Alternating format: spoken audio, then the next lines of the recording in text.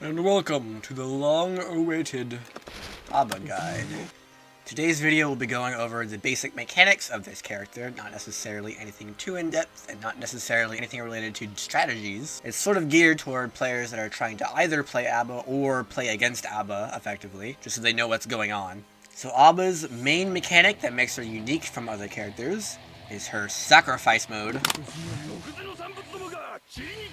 or Moroha Mode. You can see she has two unique icons down here. She has the packs of blood on the left and the red gauge to the right. You can set both of these as training options between normal and infinite. For the sake of this video, I will have them both on normal for the entire video. ABBA starts out like this. Her key is a circle, and this indicates that she is in normal mode. She has not yet entered Moroha mode, and normal mode is complete doo-doo. She doesn't even have a forward run. Her air dash is really bad, and her attacks are all pitiful. She has a couple of decent attacks, like this one, and this one, but other than those and some of her special moves, she really doesn't have anything worth playing a character for. However, when she enters Moroha mode, she can run, her air dash gets a lot better, her attacks get a lot better, she gets a reversal, she gets huge combo damage, and she can get that damage from basically anywhere on screen. Just to illustrate my point, let me share with you the numbers on this move here. It starts up in 17 frames, but it becomes invincible to throws on the 13th frame, and that extends until it hits the opponent. This makes it extremely easy to do on their wake up, and be completely safe to wake up throws, and you want to use it on the wake up because it is +2 on block. If you happen to do a really good meaty on it, the meaty of this attack can get up to at least +12. Both hits are cancelable into specials. The second hit is cancelable into jumps. If they block it, each hit increases the risk gauge by about 5%, so they're essentially in counter hit state after only 2.5 of these. On hit, it launches the opponent for a combo, and just in case that wasn't enough for you, it has an FRC point. And that's just one move in Moroha mode. So now let's talk about how to switch modes. ABBA has two ways to switch between her two modes, and one of them is by using a blood pack. This puts her into a quick little animation where she feeds blood to her key, but it consumes one of her 3 blood packs, so you can only use 3 blood packs per round. The input for this is half circle back and punch, and if I run out of blood packs, I can't do it anymore. Her other way of switching stances is with the key grab. This is half circle back and H. And yes, it is a grab, but it's only a grab from about this range. If I'm a little further away, it turns into a hit. So yes, you can combo into this. And it does always knock them down. But other than that, it does low damage and really only serves the purpose of switching stances. So the entire goal of normal mode ABBA is to get into Moroha ABBA by either canceling something into a blood pack, or landing a combo into key grab. Once you enter Moroha mode, the timer appears and lasts for about 1.5 minutes. It does go down a little bit faster if you're hitting the opponent, but only slightly. And when the timer runs out,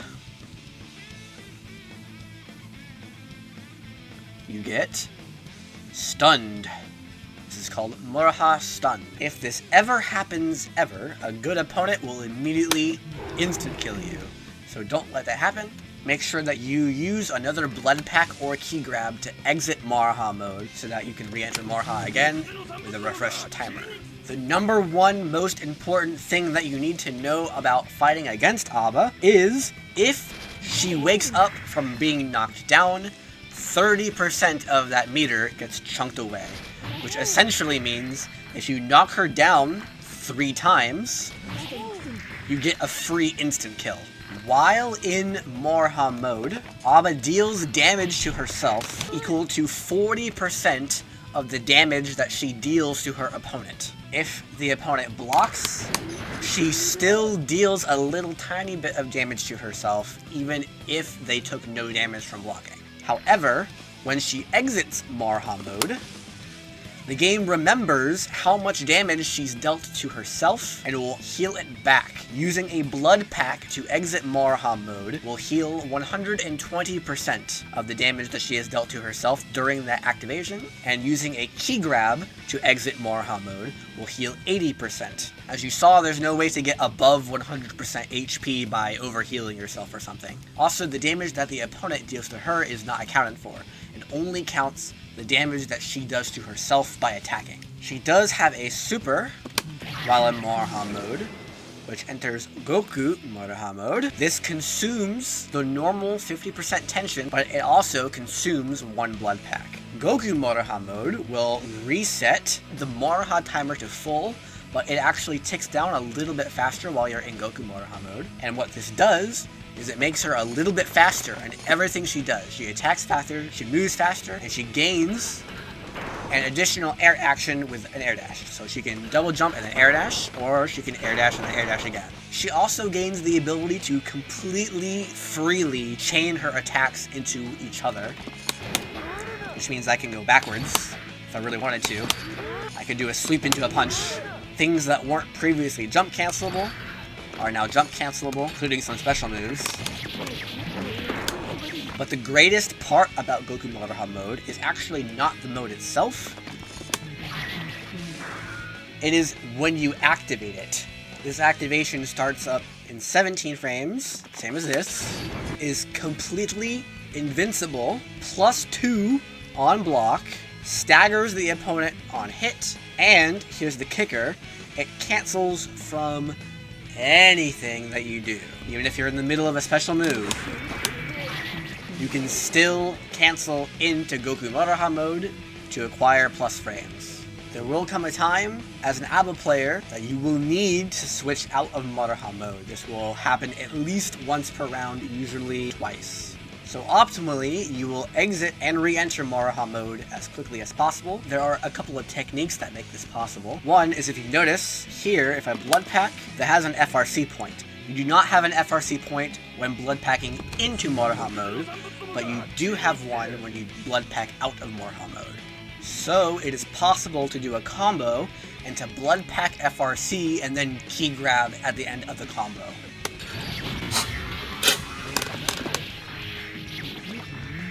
That. Another way is with the double key grab combos, which is exactly what it sounds like. You key grab and then you key grab again. Now the only way to do this is if you hit with the key grab against a grounded opponent while you are also on the ground. So if I jump and do it, it doesn't let me do it. If he's in the air, can't do it. But if we are both on the ground,